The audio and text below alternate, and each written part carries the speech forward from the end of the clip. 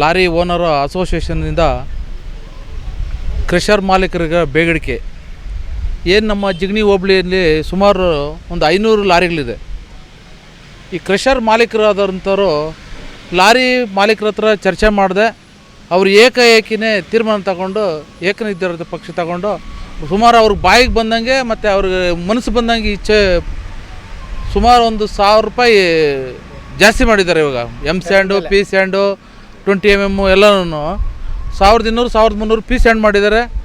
1000 ರೂಪಾಯಿ 20 mm 12 mm M sand 1500 P sand ಎಲ್ಲ ಮಾಡವ್ರೆ. ಏಕಾಏಕಿ 1 ಡಬಲ್ ಮಾಡಿದ್ರೆ ತಗೊಂಡೋಗಿ ಅದನ್ನು ನಮ್ಮ ಲಾರಿಗಳವರೆಲ್ಲ ಒಂದು 200 ಅಡಿ 300 ಅಡಿ ಬರೋಂಥ ಲಾರಿಗಳು, ಇಲ್ಲ ಒಂದು ಹೆವಿ ಅಂದರೆ ಒಂದು 500 ಅಡಿ ಬರೋಂಥದ್ದು. ಅದು ತಗೊಂಡೋಗಿ ಒಂದು 50 ರೂಪಾಯಿ ಬಾಡಿಗೆ ಸಿಕ್ಕಲ್ಲ ಇವಾಗ ಆ ಲಾರಿಗಳಿಗೆ.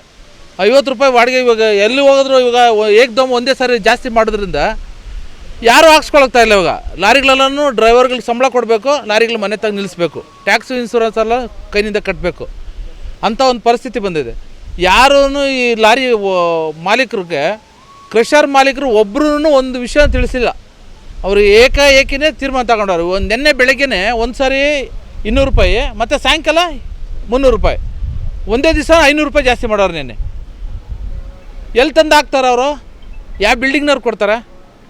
ಒಂದು ಲಾರಿ ತಗೊಂಡೋಗಿ ಹಾಕಿದ್ರೆ 1000 ರೂಪಾಯಿ ಬಾಡಿಗೆ ಸಿಗೋಲ್ಲ.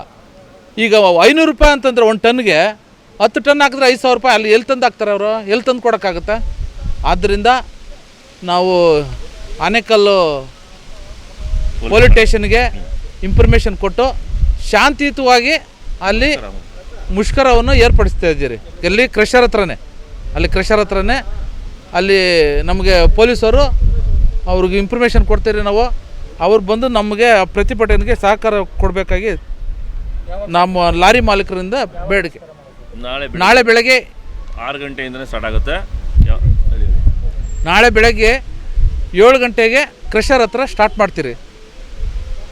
ಎಲ್ಲ ಪೊಲೀಸವ್ರು ಬಂದು ನಮಗೆ ಸಹಕಾರ ಕೊಡಬೇಕಾಗಿ ತಮ್ಮಲ್ಲಿ ವಿನಂತಿಸ್ಕೊಳ್ತೇವೆ. ಲಾರಿ ಮಾಲೀಕರ ಸಹಕಾರ ವತಿಯಿಂದ ನಾಳೆ ಬೆಳಗ್ಗೆ 7 ಗಂಟೆಗೆ ಮುಷ್ಕರವನ್ನು ಅನಿರ್ದಿಷ್ಟ ಕಾಲ ಮುಷ್ಕರವನ್ನು ಹಮ್ಮಿಕೊಳ್ಳಲಾಗಿದೆ. ಏಕೆಂದರೆ ನಮ್ಮ ಲಾರಿ ಮಾಲೀಕರುಗಳು ಈಗ ಅನುಭವಿಸಿರುವ ಕಷ್ಟಗಳನ್ನು ತಡೆಯುವುದಕ್ಕೋಸ್ಕರ ನಾವು ಬೆಳಗ್ಗೆ ಒಂದು ರೇಟು, ಸಾಯಂಕಾಲ ಒಂದು ರೇಟು, ಮಧ್ಯಾಹ್ನ ಒಂದು ರೇಟು. ನಾವೇನಂತಂದರೆ ಇವಾಗ ಸಾಗಣೆ ಮಾಡುವುದು ಭಾಳ ಕಷ್ಟ ಆಗ್ತಾಯಿದೆ.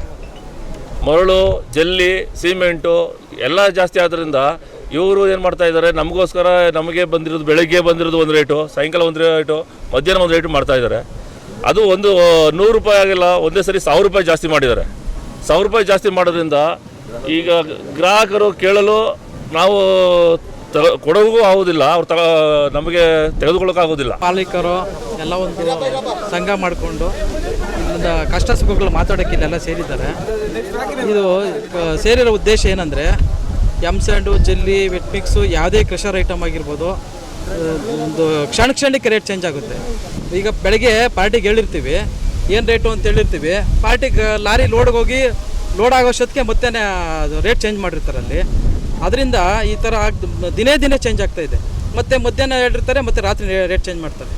ಅದರಿಂದ ಇದನ್ನ ತೊಂದರೆ ಆಗಬಾರ್ದು ಅಂತೇಳಿ ನಾಳೆಯಿಂದ ಅಲ್ಲಿ ಕ್ರಷರ್ ಹತ್ರ ಹೋಗಿ ಎಲ್ಲರೂ ಮುಷ್ಕರನ್ನು ಪ್ರಾರಂಭಿಸ್ತಾ ಇದ್ದೀವಿ. ಇದು 450 ರೂಪಾಯಿ ಇತ್ತು, 500 ರೂಪಾಯಿ ಇತ್ತು, 700 ರೂಪಾಯಿ ಇತ್ತು, 800 ಆಯಿತು, 900, 1000, 1200 ಅವ್ರಿಗೆ ಇಷ್ಟ ಬಂದಂಗೆ ಅವ್ರು ರೇಟ್ ಮಾಡ್ತಾಯಿದ್ದಾರೆ.